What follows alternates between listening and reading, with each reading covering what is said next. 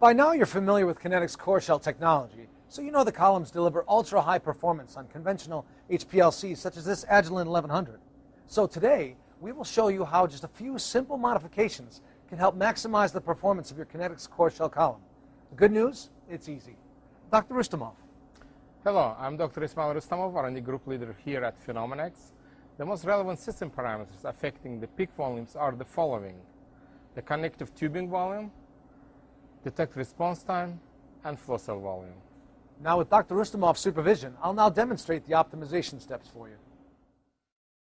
You must minimize system volume using smaller diameter connective tubing. Tubing may run from the auto sampler to a column heater and finally to the detector. I will also have you change the injector needle seat to a lower volume model. I call these changes Phase 1. They are easy, inexpensive system improvements for Kinetex core shell. Okay, Phase 1, here we go. It appears that the tubing runs from the auto sampler to a Phenomenex Synergy 6-column switching valve, then to the detector. Let me get started disconnecting the column and the connective tubing. Removing the door, you can then unscrew from the auto sampler, then from the detector. Nice and easy. Now, replace the tubing you removed with lower volume red tubing. The 0.01-inch ID tubing has a solvent volume of 0.51 microliter per centimeter, adding a significant amount of dead volume to the HPLC system. Small volume peaks in this tubing may dilute and become dispersed. The smaller diameter red tubing has solvent volume of 0.13 microliter per centimeter and can maintain the peak integrity. Replace the conventional fitting with Phenomenex high-performance finger-tight fitting. Please make a good square cut. Bad cuts are a common cause of efficiency loss. All right, now I'm going to reconnect the column to the auto sampler, bypass the heater, connect to the detector, and replace the auto sampler door. Very good, Kevin. If your method requires temperature control, bypassing the heater is not required. Using the red tubing while having your column in the oven compartment will also provide you with noticeably improved results. Sounds good. The next thing you want to do to further reduce extra column bed broadening is to change the needle seat.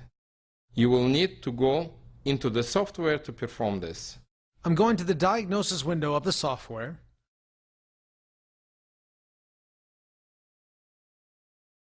Go to the High Performance ALS window, select Maintenance Positions, then hit the Start button in the sub-window titled Change Needle Seat. This lifts the needle so that the seat can be replaced. I'll remove the current needle seat and replace it with a low-volume part. Okay, I'm disconnecting the current needle seat. First, I'm removing the connection to the injector valve. And then with a gentle pry, I can remove the unit from the housing, with a spatula for instance. Now I can replace it with the low-volume needle seat.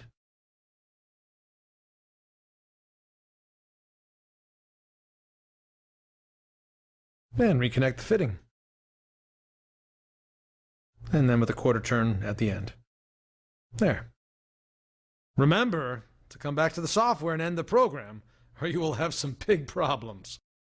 Very good, Kevin. Let me show you how effective these simple Phase 1 changes are on increasing system performance. Okay. First, before any changes were made to the system, I measured the efficiency of a neutral compound on 3 different Kinetex core shell columns, as well as a traditional fully porous particle type column. Wow! Even without system optimization, the core shell columns show very high performance. Next, I reran the core shell columns after making the volume reduction just performed. That's amazing! The efficiencies have really increased. These simple modifications have really made a difference. And now let's go to Phase 2 system optimization. Phase 2 focuses upon simple detector improvements that allow the detector to perform at a higher level. First, you are going to change a software setting. In the main instrument window, I'll select the Setup DAD signal option. Within that window, we'll want to change the peak width response time to the fastest acquisition rate possible. This will vary depending upon the detector type. In this case, we are increasing the response time from 2 seconds to 0.02 seconds, a 100-fold increase in data acquisition rate. Then just hit OK, and you're done. This is a simple change. It was quick and costs nothing. Now, let's look at reducing more sources of post-column peak dispersion, specifically that which take place in a flow cell. Using Kinetex core shell columns, a peak's volume will be very small. Large flow cells will disperse narrow peaks and reduce the apparent efficiency of the column. As a wide sample peak from a column moves through this flow cell, the volumes are nearly matched. Larger volume peaks don't appear to disperse in standard flow cells. The high efficiency, low volume peak from Kinetex can be dispersed in a large volume of the flow cell. Wow! Let's remove that large volume flow cell.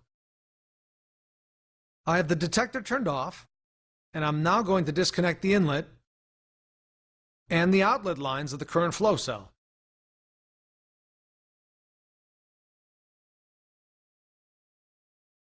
Once the lines are disconnected, removing the flow cell is really easy. You will replace the large volume flow cell with a 3 mm flow cell. A smaller flow cell will maintain the integrity of the high efficiency Kinetex peak. Gotcha. I'll put the newer, low volume flow cell into its position, and it snaps right in. Close the door. Then it's just a reconnection of the lines.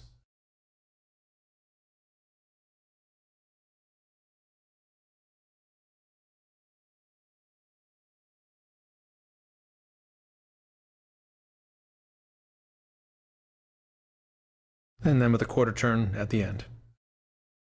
There. And that is the end of phase 2. After the simple improvements, we see even greater gains in efficiencies on our core shell columns. The purpose of the phase 1 and 2 system improvements is to preserve the integrity of Kinetex peaks as they move through the connective tubing and the detector. Amazing! With only these small changes, you can see that all 3 core shell columns are now producing efficiencies that are well within or above HPLC expectations. These dramatic increases in efficiency really do make a strong case for why labs everywhere should implement these simple system improvements. You should also note that after these simple steps, there has been no improvement in the performance of the fully porous particle. Yeah, that's a great point. This is not surprising. The peak width eluting from the fully porous particle is already so very badly dispersed that even the non-modified system volume is not large enough to be additive. And that's it. We've just optimized our system to maximize its performance for core shell HPLC columns. By combining core shell technology with these simple modifications, you too can have HPLC performance on an HPLC system.